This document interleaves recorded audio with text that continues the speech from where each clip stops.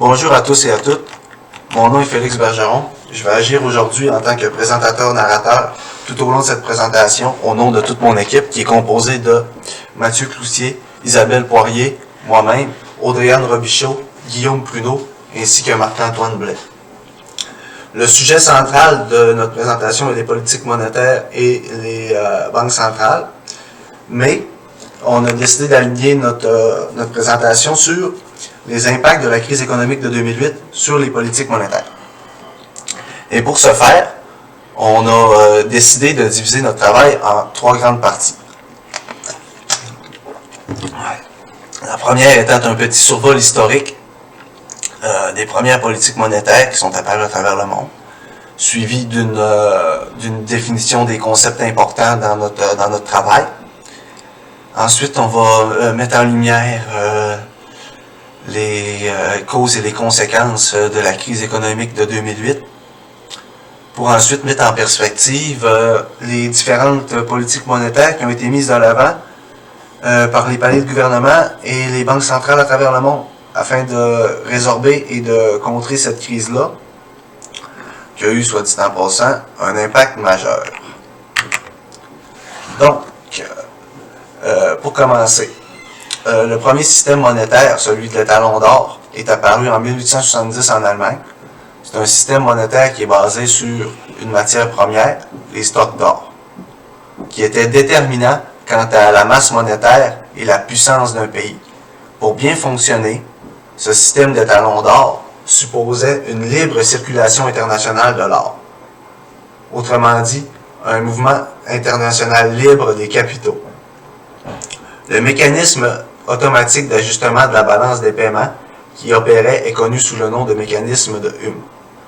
Lorsqu'un pays enregistrait un déficit commercial, il va perdre de l'or au profit de ses partenaires commerciaux, qui contractent son offre de monnaie et augmentent la leur. L'excédent ainsi créé contrebalance le déficit commercial. Une inflation. Avec le système de l'étalon d'or, la politique monétaire fut fortement contrainte par le stock d'or mondial, ce qui limitait naturellement la croissance de la masse monétaire. L'avantage d'une telle contrainte résidait dans l'absence quasi totale d'inflation. Par contre, elle a eu un inconvénient majeur, celle de dissocier largement la croissance de l'offre de monnaie de l'activité économique réelle, en raison, encore une fois, de la quantité très limitée d'or sur le marché. Afin de résoudre cette problématique, le gouvernement américain a converti le dollar en or à la valeur de 35 $ US par once d'or. À partir de ce moment-là, les pays ont donc pu accumuler des réserves de dollars au lieu de des réserves d'or, en cas de déficit ou d'un excédent commercial.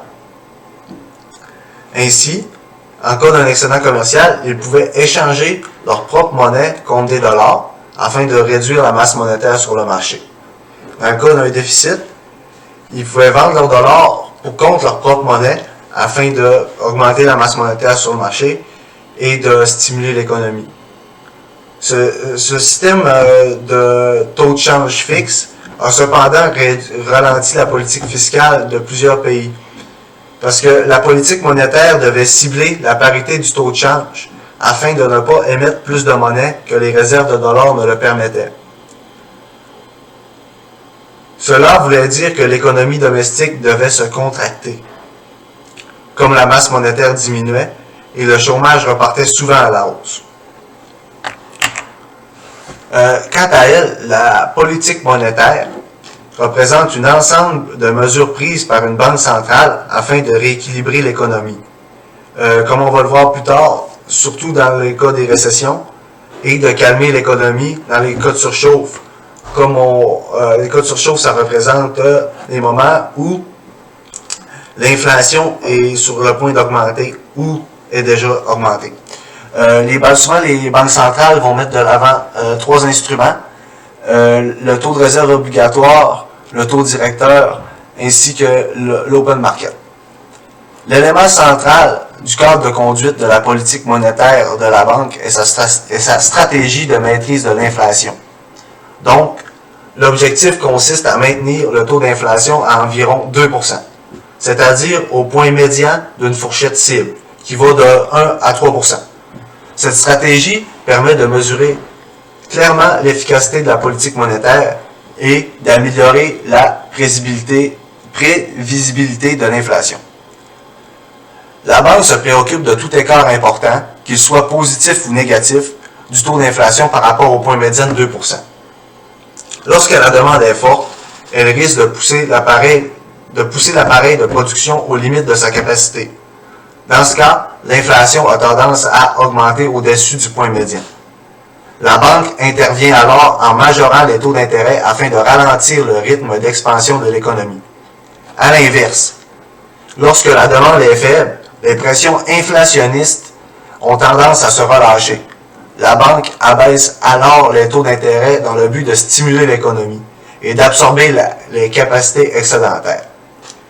Selon le site de la Banque centrale, les interventions par les institutions financières prendra entre 6 et 8 trimestres avant qu'elles se fassent ressentir. Ceci étant dit, nombreuse est la littérature sur le fait que l'anticipation de l'économie est quasi impossible, car trop de facteurs sont à prendre en compte.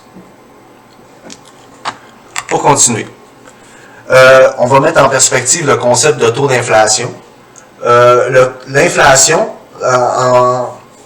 comme un des petits vidéos nous l'a mis en perspective, c'est la perte de pouvoir d'achat de la monnaie. Elle se traduit par une augmentation générale des prix. L'inflation appauvrit donc les gens, car l'épargne et la rémunération ont une valeur qui diminue avec le taux d'inflation. Pour mettre ce petit exemple-là en perspective, on va prendre Jean. Jean qui voulait s'acheter un automobile à 24 000 $. Donc, il a décidé d'épargner 1 000 $ par mois pour ainsi s'acheter son automobile dans 2 ans. Par contre, si le taux d'inflation est de 2% par année, la valeur de monnaie économisée par Jean baissera de 2% par année. Donc, au bout de 2 ans, Jean ne sera peut-être pas en mesure d'acheter son automobile, malheureusement. Dans le fond, pourquoi que dans ce cas-là, l'État veut garder un taux d'inflation à 2% si ça nous appauvrit un peu, si c'est une taxe invisible dans le fond? Les États sont endettés, fait que si dans le fond, la valeur de la monnaie baisse, ça fait en sorte qu'eux autres ils ont moins d'argent à remettre quand ils paient le dette, dans le fond. Donc c'est pour ça que l'État veut garder un taux d'inflation à 2%. Ensuite, pour continuer notre tour d'horizon des concepts importants quant aux politiques monétaires, on va parler du taux directeur. Le taux directeur, c'est un taux d'intérêt qui est fixé par les banques centrales lorsqu'elles prêtent de la monnaie aux banques de second rang comme la RBC, la NBC, Desjardins ou la HSBC. Souvent, les stratégies des banques centrales quant au taux directeur vont être influencées par les circonstances économiques externes. Donc, en cas de récession, si la production baisse d'une année à l'autre, le but de la Banque centrale va être de stimuler la croissance, d'augmenter la demande et la consommation des ménages. Pour ce faire, elle va diminuer le taux directeur, ce qui va faire en sorte que les taux d'intérêt vont diminuer. Cela va donc se répercuter sur les taux d'intérêt des banques de second rang et, en conclusion, va affecter les ménages. Ce qui va amener les gens à plus emprunter de sous, dans le fond, parce que les taux d'intérêt vont être plus bas. En cas de surchauffe, ça c'est quand que l'inflation risque d'augmenter drastiquement. On a de la croissance et le chômage n'est pas très élevé, mais il y a un risque d'inflation. Donc dans ce cas, la Banque centrale va faire le contraire. Elle va augmenter le taux directeur. Donc, ce qui va se répercuter à une augmentation du taux d'intérêt, ce qui va mettre un frein aux consommations, ce qui va limiter l'inflation, et ce qui va freiner aussi la demande globale.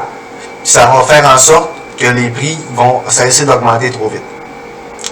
Présentement, les taux au Canada sont très bas, car le but est de stimuler l'économie, là, on le sait, avec la crise du COVID et tout. Donc, ensuite, on va parler du taux de réserve obligatoire, qui est en quelque sorte une taxe qui est imposée aux banques de second rang. Ils doivent laisser un pourcentage de leur richesse dans un compte à la Banque centrale. Ce pourcentage-là, qui est destiné par la Banque centrale, on peut faire un parallèle entre le taux de réserve obligatoire et la quantité de monnaie obligatoire là, qui était dans le temps de l'étalon d'or. Là. Cette somme obligatoire elle va être utile à la Banque centrale pour faire varier la masse monétaire qui va être disponible sur le marché, dépendamment là, des conjonctures économiques. Donc, si l'économie est en récession, le but est encore de stimuler la croissance et d'augmenter la masse monétaire en circulation. Le taux de réserve obligatoire va être baissé là, par la Banque centrale pour que les banques de second rang aient plus de liquidité. Puis ça va encore une fois se répercuter chez les ménages qui va les favoriser la consommation. Puis le but est encore une fois d'inciter la demande globale pour créer de la croissance économique.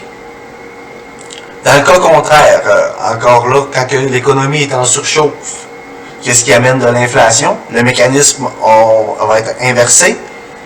Quand la Banque centrale va se rendre compte d'une situation de surchauffe, le but étant de diminuer la masse monétaire qui est présente sur le marché, la Banque centrale va diminuer à ce que les banques de second rang restent plus de monnaie à l'intérieur du compte à la Banque centrale.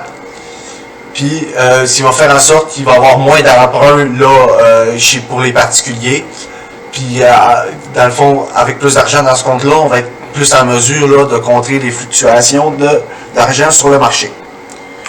Ensuite, la politique d'open market, qui peut être aussi appelée l'achat ou la vente de titres, tout dépendant de la situation. C'est un marché interbancaire d'achat et de titres entre la Banque centrale et les banques de second rang. Le principe est que la Banque centrale va acheter ou vendre des titres aux banques de second rang en fonction des circonstances économiques. En cas de réception, encore une fois, l'objectif de la Banque centrale va être de stimuler la croissance en augmentant la masse monétaire, ce qui veut dire que les banques centrales de second rang doivent avoir plus d'argent dans leur coffre. Donc, la Banque centrale va acheter des titres à ces banques de second rang afin de stimuler la quantité d'argent qu'eux ont et de stimuler aussi la quantité de liquidité sur le marché, de donner plus de prêts, puis encore une fois d'augmenter la demande globale. En cas de surchauffe, à cause de la hausse générale des prix, en cas de risque de forte augmentation de l'inflation, la Banque centrale va avoir comme objectif de baisser la masse monétaire sur le marché. Et que là, c'est là qu'elle va vendre ses titres aux banques de second rang pour que ceux-ci aient moins d'argent en stock pour limiter le nombre de prêts puis diminuer là, la croissance économique. Pour continuer, on va enchaîner dans notre description des concepts importants avec le taux de Cora. Comme le site de la Banque du Canada le mentionne, le taux de Cora est un taux qui mesure le coût du financement à un jour des grandes transactions effectuées par les divers acteurs. Les banques, les grandes entreprises, le marché de l'immobilier, le marché boursier. Sachant que le taux directeur de la Banque du Canada se situe légèrement en haut du taux directeur de la Fed, le gouvernement de la Banque centrale du Canada cherche à intervenir dans les marchés pour pouvoir maintenir le taux le plus près possible de la Fed. Ce taux fixé devient le taux de référence pour tous les autres taux, que ce soit le taux hypothécaire, le crédit à la consommation, le financement à court et à moyen terme des entreprises. Donc, on peut voir que le taux de Cora a une grande influence sur le taux directeur qui, lui, à son tour, influence directement tous les taux d'intérêt sur le marché. Pour continuer avec le deuxième bloc là, de notre présentation, qui va mettre en perspective toutes les causes et conséquences de la crise de 2008, On va commencer là, avec un petit retour en arrière jusqu'au début des années 2000, avec l'éclatement de la bulle Internet au tournant des années 2000. L'économie américaine est entrée en récession. Afin de relancer la croissance, Alan Greenspan, qui était alors le directeur de la Fed, a décidé de mener une politique monétaire expansionniste. Cette politique consistait à abaisser grandement le taux directeur à 1%, pour stimuler l'octroi de crédit et ainsi augmenter le niveau de la consommation et des investissements. Son objectif était alors de réduire le coût des emprunts pour les ménages et pour les entreprises. Ainsi, augmenter la demande globale et stimuler l'économie. Cependant, en abaissant autant le taux directeur, cela a eu pour effet d'augmenter la création de monnaie, ce qui a fait un gonflement d'une bulle des prix sur le marché de l'immobilier. Cependant, les banques ont octroyé des prêts à des particuliers et à des entreprises qui étaient dans des conditions normales, dans le fond, n'auraient pas eu accès à ce marché du crédit. C'est ainsi que le marché des subprimes, le marché des mauvais emprunteurs, s'est développé dans les années 2000. Ensuite, le contrat était à taux variable. Souvent, ce n'était pas des taux fixes. Ce qui a fait en sorte que le crédit fluctue en fonction du taux d'intérêt directeur. En cas de défaut de paiement, les banques y vendent le bien immobilier pour se rembourser. L'augmentation de l'endettement privé a amené une création excessive de liquidités, principalement dans le marché de l'immobilier. Les taux d'intérêt étaient inférieurs aux taux de rendement sur le marché de l'immobilier.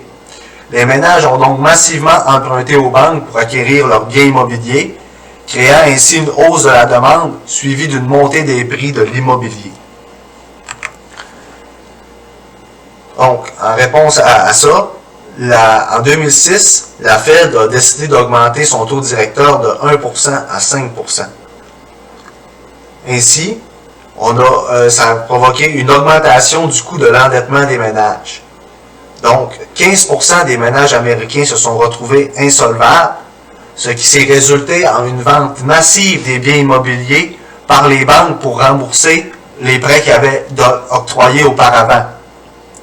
Donc, une augmentation massive de l'offre sur le marché, ça s'est résulté en une diminution massive des prix.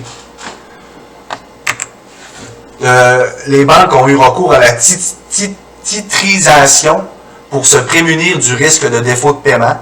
Les banques ont transformé leurs contrats de crédit avec les ménages en obligations adossées à des actifs que l'on nomme également CDO. Elles les ont ensuite vendus à des investisseurs qui ne sont pas forcément américains. Ils ont vendu les maisons à des investisseurs américains. En 2007, l'ensemble du système financier et bancaire détenait des mauvaises créances dans ses fonds propres aux États-Unis, ainsi que dans le reste du monde.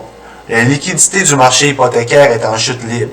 Les établissements financiers subissent des pertes importantes et plusieurs font même faillite, dont la banque Lehman Brothers, la 4e plus importante banque d'investissement américaine.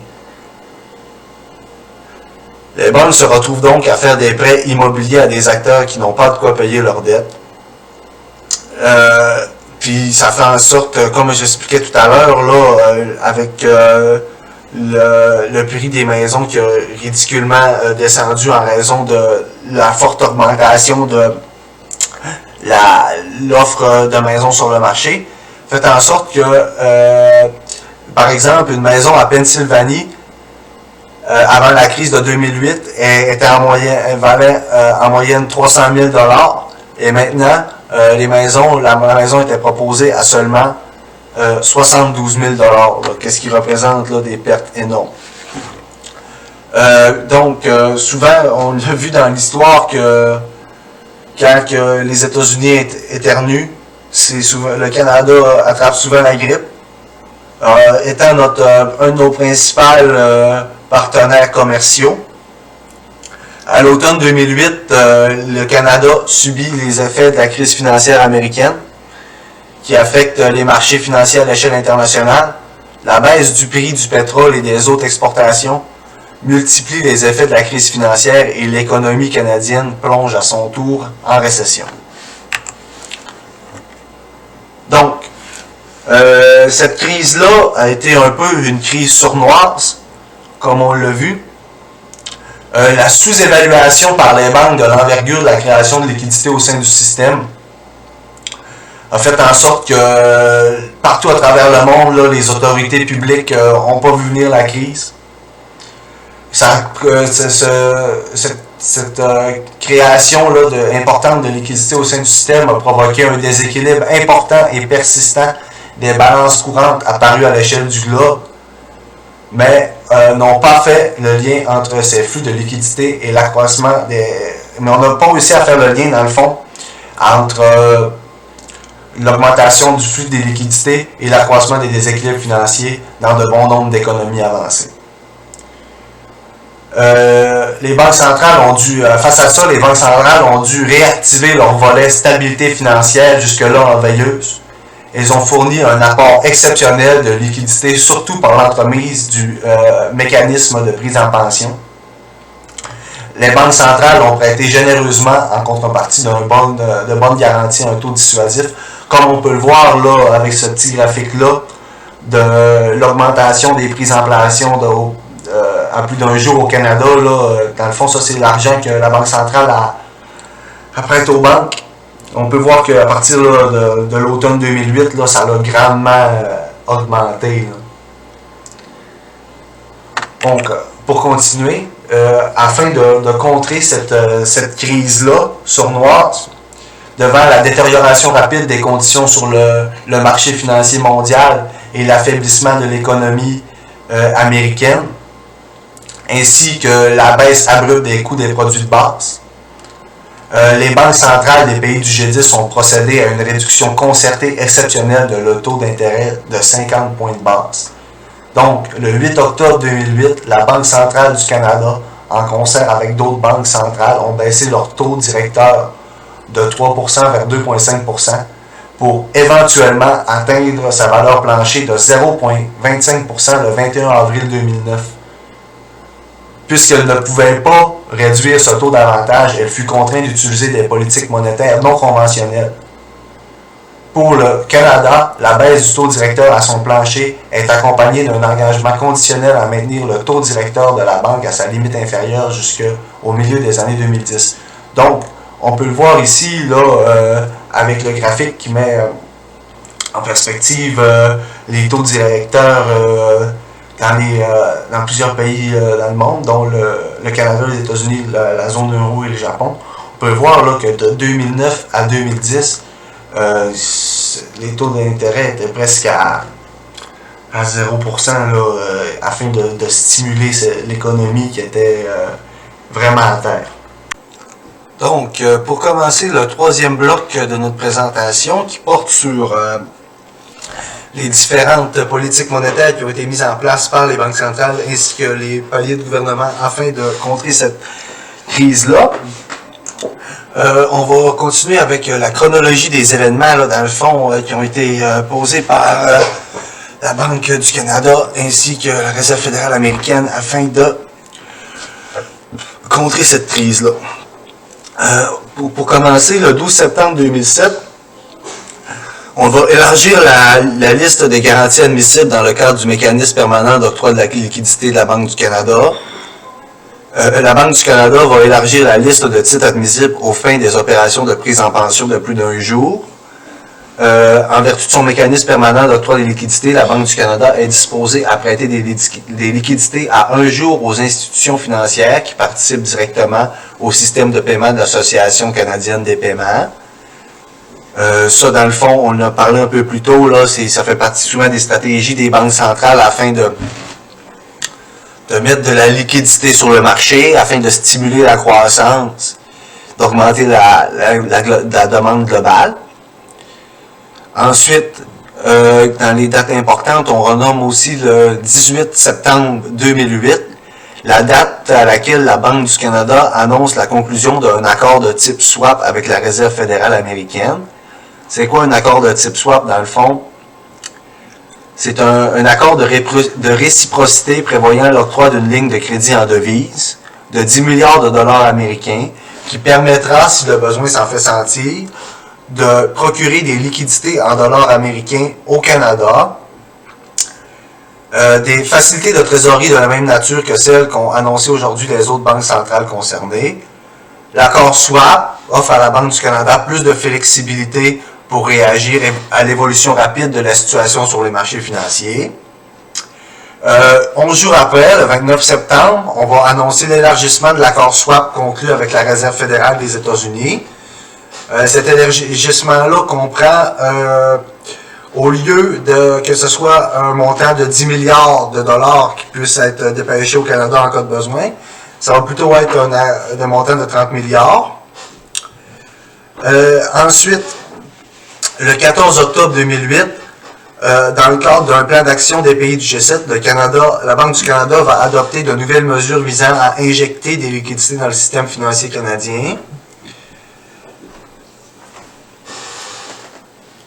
La Banque du Canada se tient prête, comme toujours, à offrir des prises en pension spéciale en un jour d'un montant suffisant pour assurer le maintien de la liquidité du marché des fonds en un jour et afin de renforcer sa cible pour le taux de financement en un jour.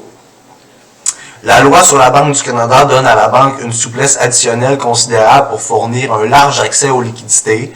De plus, celle-ci peut recourir au besoin à l'accord swap de 30 milliards de dollars américains qu'elle a conclu avec la Réserve fédérale américaine. Ensuite, conformément au plan d'action qu'elle a pris le 14 octobre, la Banque du Canada adopte une nouvelle mesure visant à injecter des liquidités dans le système financier. Une autre date qui est importante, c'est celle-là du 21 avril 2009, là, comme on en a parlé précédemment. C'est la date dans laquelle un abaissement d'un taux cible de financement à 0,25% sous réserve de l'inflation. Maintient ce niveau jusqu'à la fin du deuxième trimestre de 2010. Là, c'est quand on en a parlé tout à l'heure, les pays du G7 qui se sont concertés, ils ont décidé d'abaisser leur taux directeur à 0,25%, c'est-à-dire très peu. Le 25 juin 2009, c'est la date à laquelle la Banque du Canada annonce la prolongation de l'accord swap élargi conclu avec la Réserve fédérale américaine. Ça a été, on va annoncer sa prolongation jusqu'au 1er février 2010, parce qu'il venait à échéance, là, naturellement. Ensuite, le 15 décembre 2009, on va apporter des changements là, aux modalités d'application du mécanisme de prise en pension de plus d'un jour du Canada. La même chose là, avec le 22 septembre 2009, là, compte tenu de l'amélioration des conditions au sein du marché de financement du Canadien, la Banque du Canada annonce que les changements suivants apportés aux modalités d'application du mécanisme de prise en pension à plus d'un jour entreront en vigueur à compter du 19 janvier 2010. Les opérations de prise en pension à plus d'un jour auront lieu tous les mois plutôt qu'aux 2 semaines. Seuls les titres libellés en dollars canadiens acceptés en nantissement dans le cadre du mécanisme permanent d'octroi de liquidité de la Banque du Canada seront admissibles aux fins des prises en pension à plus d'un jour. Ensuite, le 27 janvier 2010, en concertation avec les autres banques centrales concernées, la Banque du Canada confirme que l'accord swap de 30 milliards de dollars américains qu'elle a conclu avec la Réserve fédérale expirera le 1er janvier 2010. Les banques vont poursuivre leur collaboration au besoin. C'est à croire qu'il y a eu un besoin un peu plus tard, parce que le 21 décembre 2010, on va annoncer avec le comité de l'Open Market de la Réserve fédérale la prolongation jusqu'au 1er août 2011 des accords de swap temporaires avec les États-Unis. Avec la Banque d'Angleterre, la Banque centrale européenne, la Banque du Japon et la Banque nationale suisse. Ensuite, finalement, le 29 janvier 2011, on va finalement décider de reprolonger encore cet accord swap. parce qu'on s'est aperçu que, justement, là, la liberté de pouvoir échanger ces capitaux-là entre les pays en fonction des besoins, c'était une façon très efficace là, de contrer les mauvaises circonstances économiques, mais de façon plus locale. Ensuite, pour continuer notre tour d'horizon, un moyen là qu'on a toujours mis de l'avant au Canada, mais qui s'est révélé encore plus utile pendant la crise de 2008, ça a été le ciblage de l'inflation. Si on retourne un peu en arrière, là, et tout au long des années 80, là, l'inflation a été un gros problème au Canada. Le taux annuel a même dépassé 12% en 1981. Le gouvernement fédéral et la Banque centrale ont tenté par divers moyens de réduire graduellement l'inflation. En 1991, on a adopté une nouvelle approche, soit de viser un taux de 2%. Le but étant d'atteindre cette cible avant 1995. Le régime de ciblage de l'inflation au Canada a été un atout très important là, durant la crise de 2008. Il fournissait un cadre clair permettant à la banque de mettre en œuvre des mesures de relance monétaire énergique. Ça s'est traduit par une stabilité relative des attentes d'inflation durant la crise, lesquelles sont demeurées bien arrimées à la cible de 2%. Cependant, lorsque les consommateurs et les entreprises savent que l'inflation ne réservera pas de surprise, ils peuvent prendre des décisions à long terme qui stimulent l'économie et l'emploi. Ça, c'est vrai, mais la crise a malheureusement fait ressortir clairement qu'un taux d'inflation bas, stable et prévisible, ainsi qu'une faible variété de l'activité, surtout dans un contexte de taux d'intérêt exceptionnellement bas et stable, peuvent engendrer un excès de confiance chez les participants au marché financier, qui sont alors portés à prendre des risques en fonction du nouvel équilibre perçu. Ça peut amener une instabilité financière de la production et de l'inflation. Donc, une autre chose qu'on aimerait parler, là, qui fait partie de la crise de 2008, ça a été la crise du secteur de l'automobile. L'industrie automobile s'est retrouvée dans une situation très précaire là, sur le plan financier. Surtout en raison du manque de liquidité d'argent liquide sur le marché. On sait que l'achat d'une voiture, c'est une décision importante. Puis ça peut qui demande beaucoup de sous. Ça coûte cher une voiture, puis ça peut quand on n'est pas en mesure de payer sa maison, là, ça peut être une décision qui est repoussée. Fait que en situation d'économie difficile. Ainsi, avec tous ces facteurs-là, les ventes des automobiles aux États-Unis sont passées de 17 millions en 2005 à 10,5 millions en 2009. Puis ça, on attribue ça vraiment à la crise économique.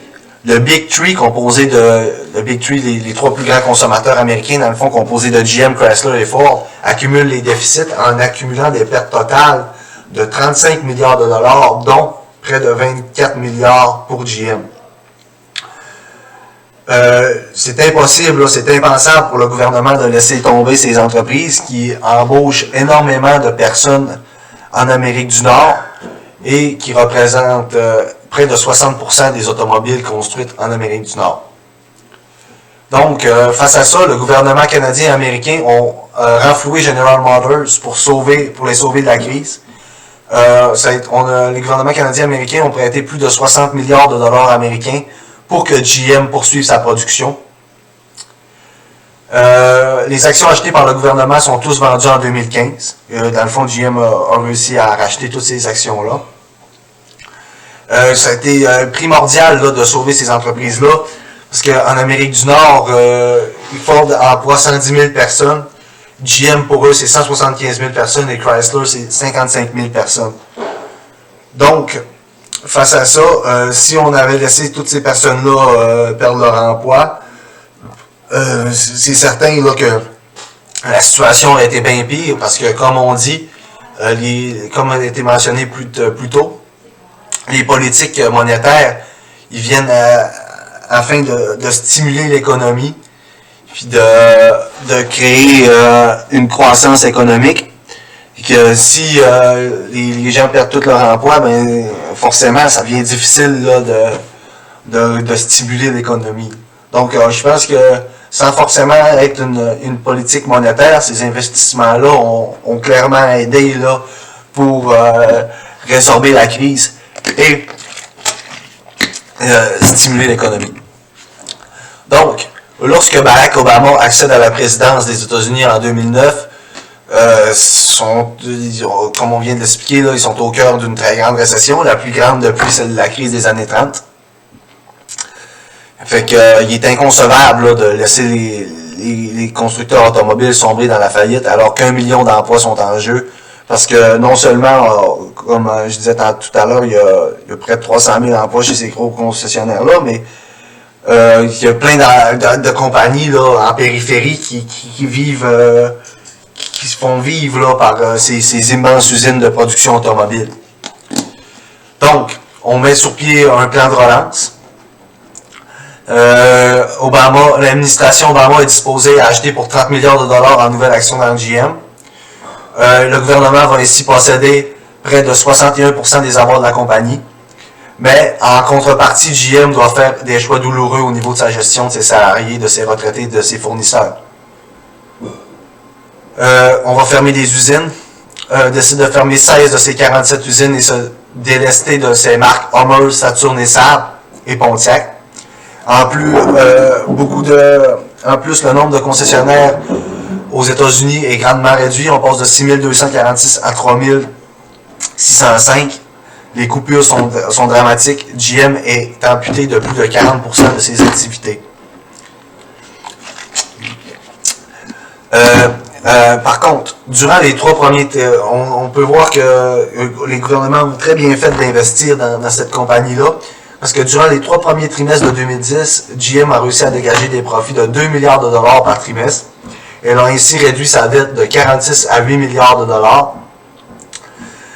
Et a permis de rembourser l'entité de l'argent investi par la Maison-Blanche en 2012. Les 50 milliards investis dans GM étaient rendus. Donc, après avoir vu qu'est-ce qui a été fait pour stimuler l'industrie automobile, on va regarder qu'est-ce qui a été fait du côté de l'immobilier afin d'améliorer la situation là, des maisons qui avaient totalement perdu leur valeur. Donc, étant donné que plusieurs Américains avaient contacté un emprunt immobilier, arrivent de peine et de misère à sortir de l'eau à cause de leur dette trop élevée qui est nettement supérieure à la valeur de leur maison. Il est clair que les États-Unis doivent mettre en pratique des moyens pour pallier à ce problème. Donc ici, on a plusieurs programmes qui ont été lancés. On va commencer par parler du Home Affordable Modification Program. Pour commencer, le HAMP, il s'agit d'une solution qui a été très bénéfique pour un très grand nombre d'Américains. Le HAMP est un programme qui subventionne les gestionnaires de prêts pour permettre de modifier les termes des prêts immobiliers. Ce programme permet par exemple de rééchelonner les paiements du prêt ainsi que de renégocier les taux associés au prêt emprunté. Les fonds récupérés par ces prêts ne sont que dépensés lorsque les transactions sont officiellement bel et bien terminées. Le HAMP permet donc d'encourager les gestionnaires de prêts hypothécaires à rendre le remboursement de ceux-ci plus accessibles par les propriétaires afin que les paiements par mois soient plus bas et qu'ils évitent de se faire évincer. Deuxièmement, d'autres moyens ont été mis en place pour faire une certaine relance économique dans le secteur de l'immobilier. On peut parler par exemple ici du American Recovery and Reinvestment Act, le ARRA, qui est un plan de relance que M. Obama a mis en place en février 2009. Celui-ci permet d'offrir un crédit d'impôt aux primo-accédants.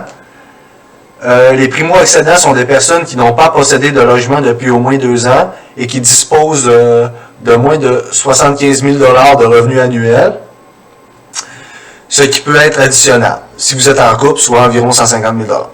Ces primo-accédants peuvent donc bénéficier d'un crédit d'impôt de 8 000 $ pour l'achat d'un logement neuf ou ancien. Un troisième moyen qui a été mis en place par les États-Unis pour réduire les conséquences de la crise sur l'immobilier, celui de l'achat de titres hypothécaires par la Réserve fédérale américaine. La Réserve fédérale avait déjà comme rôle de prêteur en dernier ressort, ayant permis la réduction du taux directeur. Elle instaure donc une politique d'achat de titres hypothécaires, soit environ 1250 milliards de dollars de titres adossés à l'immobilier, à des gestionnaires de prêts, à des banques de second rang.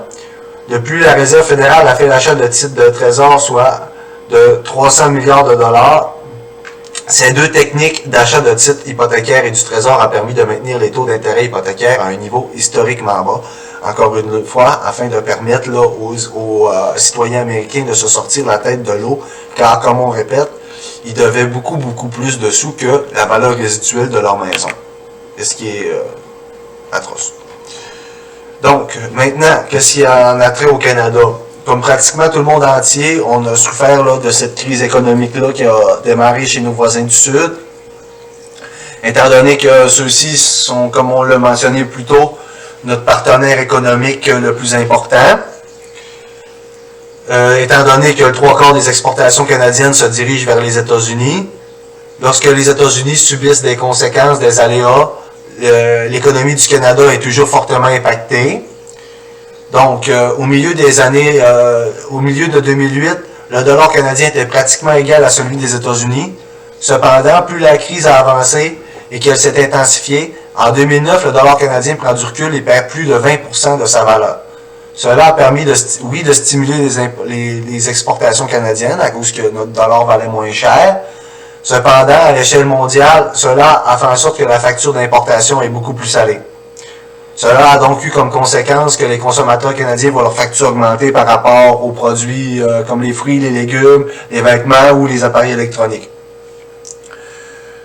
Le Canada n'a pas fait exception à tout le monde, là. Il s'est retrouvé avec un problème de reconduction de la dette à court terme. Donc, 32 milliards de dollars commerciaux adossés à des actifs se retrouvaient alors sans aucun acheteur, ce qui en résulte par un recul du secteur immobilier et de plusieurs autres secteurs. Cela a donc eu un impact sur certains actifs qui se retrouvent avec une valeur qui a été difficile à juger. Suite aux conséquences observées sur le Canada, certains experts disent que le Canada était sincèrement mieux préparé que la plupart des autres pays subissant les conséquences de la crise et surtout par rapport à leurs voisins américains. À première vue, par exemple, il est important de mentionner qu'aucune banque canadienne n'a fait faillite contrairement à leurs homologues américains, ce qui fait en sorte que le Canada se voit attribuer encore aujourd'hui un sans-faute. Donc, une autre raison là, qui peut expliquer là, pourquoi les banques canadiennes s'en sont aussi bien sorties, c'est que, dans le fond, ils étaient vraiment bien préparés pour répondre à cette crise en raison du fait qu'elles excellent par rapport à la prudence de leur action. Cette prudence est caractérisée par la situation d'oligopolité dans laquelle les banques canadiennes se retrouvent, qui fait en sorte que ceux-ci n'auraient pas à prendre de risques inutiles. Au Canada, il y a uniquement 6 grandes banques qui contrôlent presque la totalité du marché. Cela fait en sorte que les banques sont moins en compétition, ce qui a comme résultat que ceux-ci n'ont pas besoin de prendre de risques inutiles qui sont trop élevés. Donc, maintenant que pour qu'est-ce qui est plus précisément là, les solutions qui ont été appliquées par le Canada pour contrer la chute de l'immobilier, les autorités canadiennes ont assumé le fait de devoir convaincre les investisseurs d'accepter et d'annuler les pertes à court terme suite aux difficultés pour les acheteurs de payer leurs dettes hypothécaires, par exemple dans ce cas-ci. Ensuite, des mesures comme le programme d'achat de prêts hypothécaires assurés ont été mises en place par le gouvernement fédéral. Ce programme a permis, malgré le fait qu'il a coûté très cher au Trésor public, de stimuler l'activité économique ralentie par la crise. Ce programme permet aussi aux banques d'échanger des actifs hypothécaires non liquides pour des obligations émises par la Société canadienne d'hypothèques et de logement. Ces échanges se sont faits selon l'opération de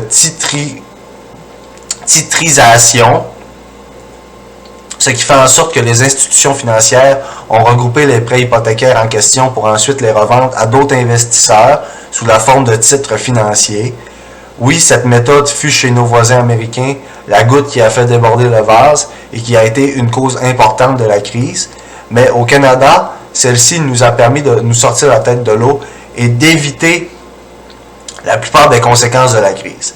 Des statistiques nous démontrent aussi que le Canada, avant la crise, n'avait qu'utilisé la titrisation dans 27% des cas, au contraire des États-Unis qui l'ont utilisé dans 67% des cas. Cette technique a permis au Canada d'injecter environ 69 milliards de dollars d'argent neuf dans le système financier. Ces sommes créées ont donc permis de prêter davantage, et ce principalement dans le secteur immobilier, ce qui fait en sorte de garder un niveau d'activité nettement supérieur au reste de l'économie. Cette technique a été très utile dans le passé. Cependant, aujourd'hui, on paye le revers de la médaille, car ce marché est aujourd'hui une source importante d'instabilité due à l'augmentation généralisée du coût de l'habitation, rendant ce secteur difficile d'accès pour les personnes avec un revenu faible. OK, on est rendu. Maintenant, on va terminer cette présentation avec les réponses internationales qui ont été mises de l'avant avec le comité du Bâle 3. Donc, le Bank for International Settlements, Bâle 3, est un ensemble de mesures convenues à l'échelle internationale que le comité de Bâle sur le contrôle bancaire a élaboré en réponse à la crise financière de 2007 à 2009. Ces mesures visent à renforcer la réglementation, le contrôle et la gestion des risques des banques. On compte dans cette mesure internationale, on compte 5 caractéristiques principales. La première étant l'augmentation du niveau et de la qualité des fonds propres. Les banques doivent conserver davantage de fonds propres de qualité élevée afin de faire face à des pertes imprévues.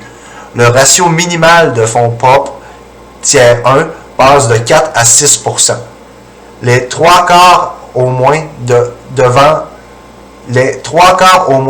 être de la qualité la plus élevée. Actions ordinaires et bénéfices non distribués. Les banques disposant de davantage de fonds propres réglementaires sont à mieux même de financer la croissance. Concrètement, les fonds propres d'une banque sont la fraction de ses actifs dont le prix n'est pas dû aux créanciers, c'est-à-dire aux déposants ou à tout acteur économique prêtant ses fonds à la banque. La deuxième mesure, on va parler d'une extension de la couverture des risques. Les exigences de fonds propres au titre du risque de marché augmentent sensiblement. Elles sont calculées sur la base d'une période de 12 mois de tension sur les marchés.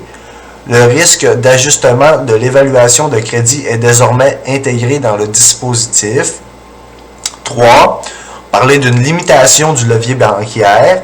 Un ratio de levier limite l'accumulation de dettes visant à financer les investissements et activités des banques, réduisant le niveau d'une spirale de désendettement en phase de retournement conjoncturel. Le ratio de levier de Bâle 3, non fondé sur le risque, vient en soutien des règles de fonds propres fondées sur le risque. L'accumulation excessive d'endettement est ainsi limitée. Le quatrième mécanisme, on va parler de l'amélioration de la liquidité des banques. Le ratio de liquidité à court terme, LCR, exige des banques qu'elles détiennent suffisamment d'actifs liquides pour couvrir leurs besoins pendant 30 jours en période de tension. Le ratio de liquidité à long terme encourage les banques à assurer l'appariement des durations de leurs actifs et de leurs passifs.